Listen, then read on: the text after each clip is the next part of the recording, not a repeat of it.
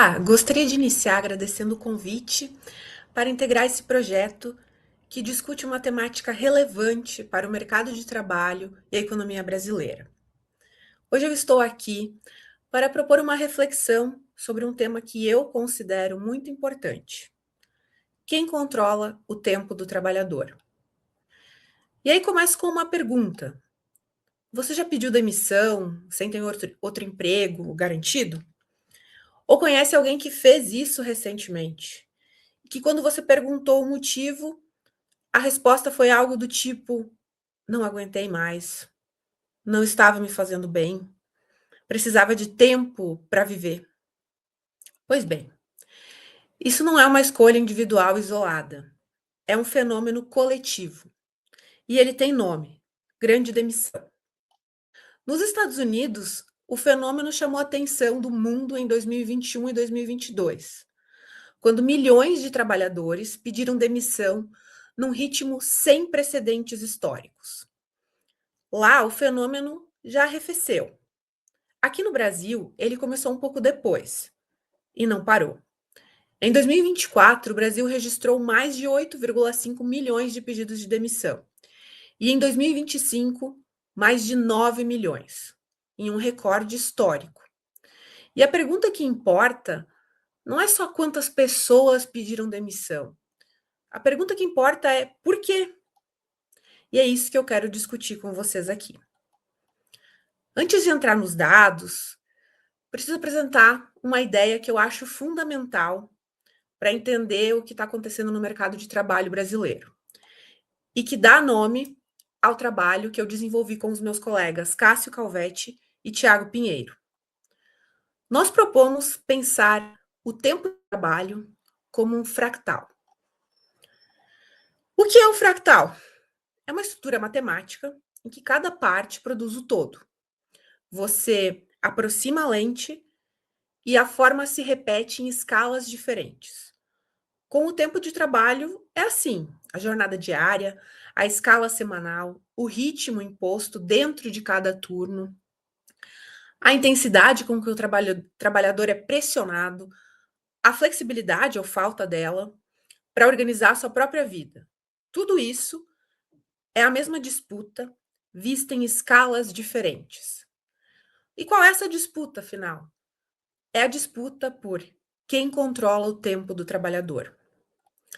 Quando Marx escreveu lá no século XIX que o estabelecimento de uma jornada normal de trabalho é o resultado de uma luta multissecular entre o capitalista e o trabalhador, ele estava dizendo exatamente isso. Os limites ao tempo de trabalho não existem porque a tecnologia evoluiu, não existem porque os empregadores ficaram mais generosos.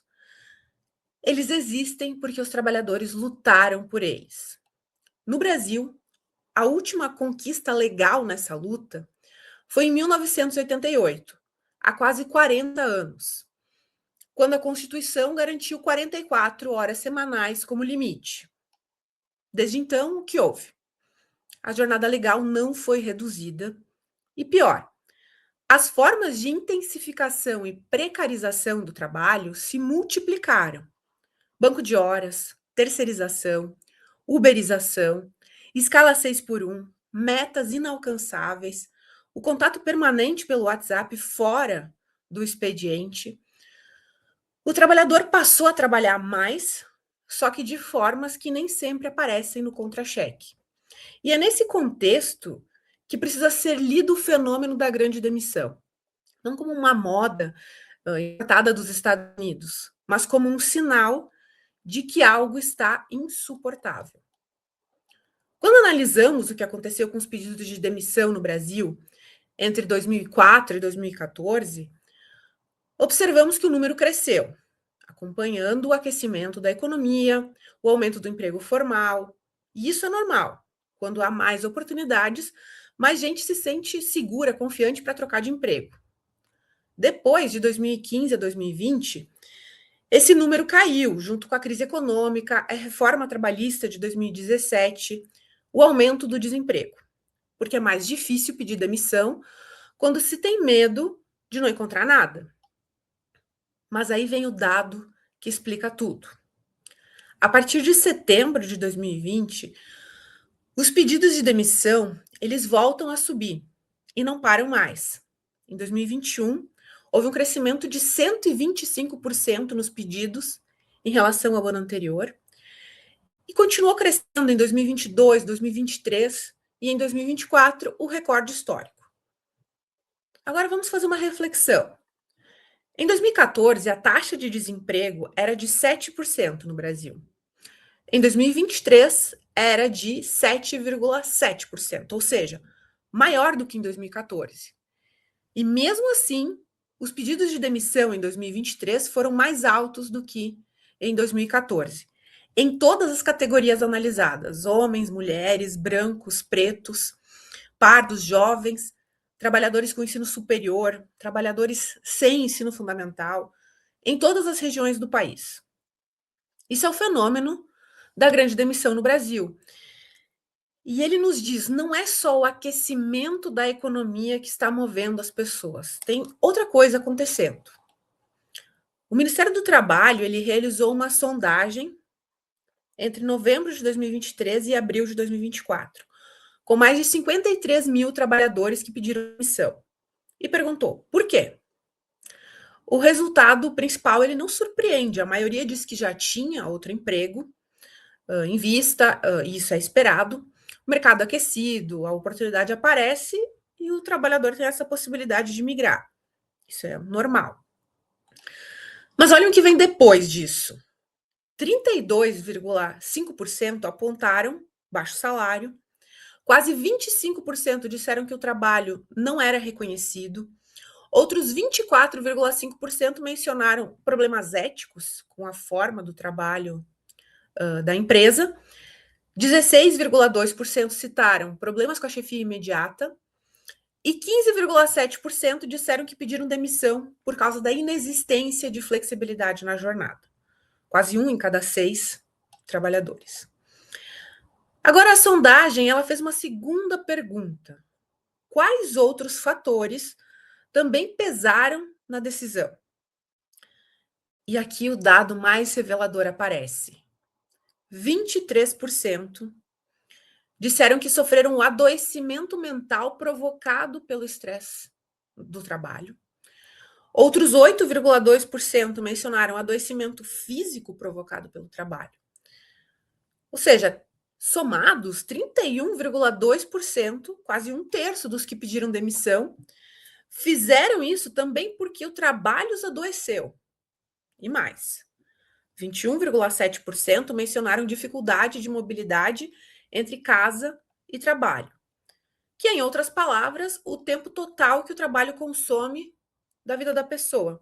Não são as horas dentro da empresa, mas o deslocamento, o cansaço, a impossibilidade de fazer qualquer outra coisa.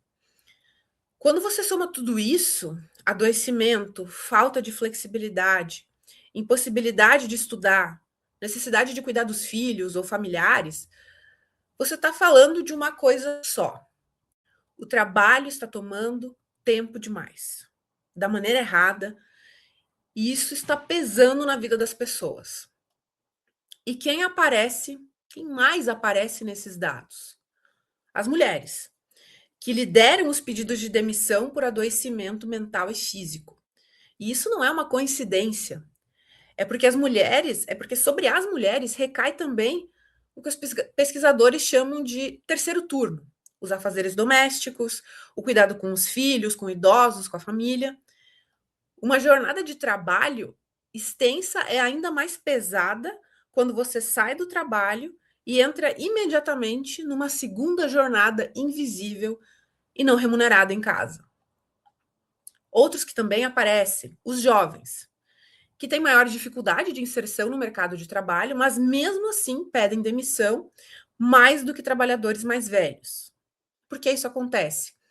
Porque as novas gerações elas estão recusando com mais clareza a ideia de que a vida deve ser organizada em torno do trabalho.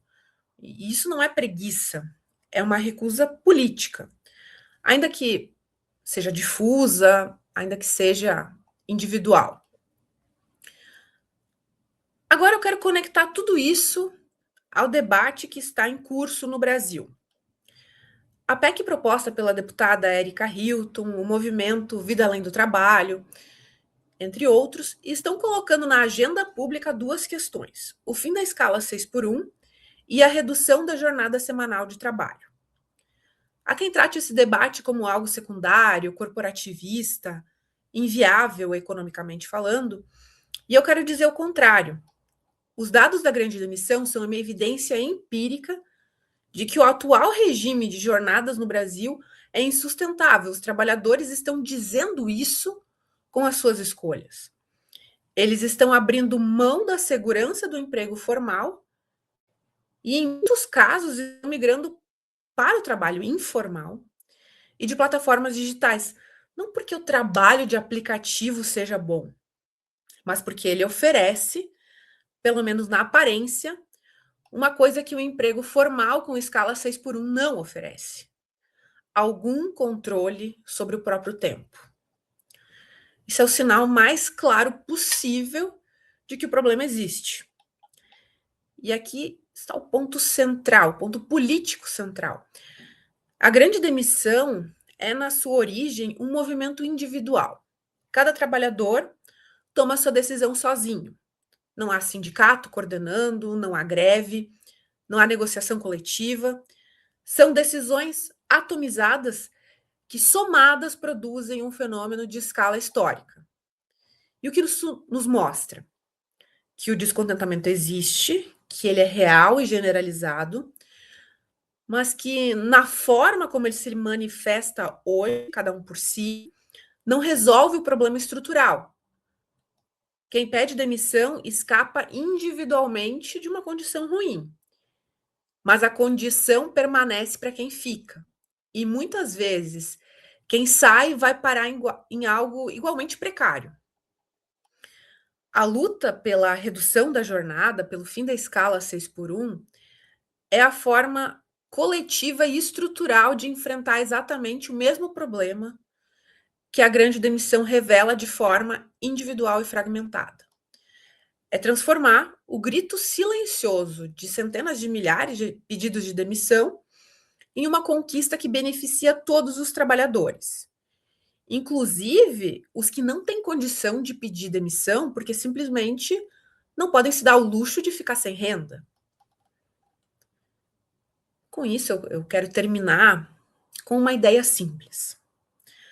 Toda disputa em torno do trabalho, desde Marx até hoje, é, no fundo, uma disputa sobre tempo. Quanto tempo o trabalhador vende?